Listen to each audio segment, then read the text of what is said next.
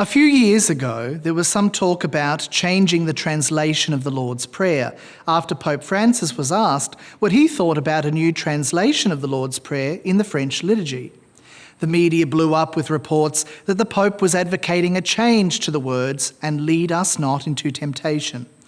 All Pope Francis was really saying was exactly that which is already written in the Catechism.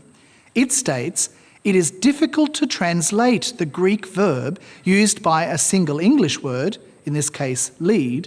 The Greek means both do not allow us to enter into temptation and do not let us yield to temptation." Now, God cannot be tempted by evil, and he himself tempts no one, as the book of James writes. But why do I share this today? Our gospel offers us a unique glimpse into the nature of Jesus being tempted by the devil in the wilderness. Luke writes that Jesus was filled with the Spirit and then led by the Spirit through the wilderness.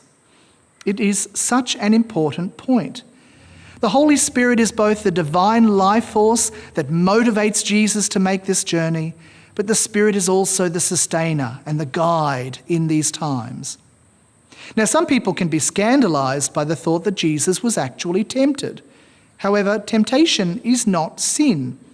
Let's be honest, it's easy to live without sin if you've never been tempted. And so in this way, Jesus is the real deal. Some people mistakenly gloss over the extent to which Jesus was tempted, thinking all it consisted of were these 3 tests by Satan. But not so. The gospel tells us that Jesus was being tempted there by the devil for 40 days. And then at the end, the devil tries one last time to get him with the 3 tests that we hear.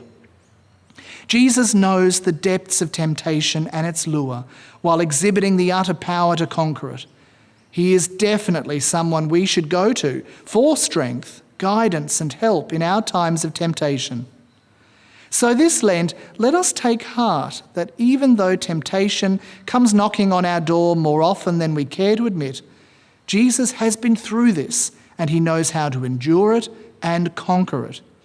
We must take his hand in the power of the Spirit to be led through these times with confidence toward the fullness of life that only he can give.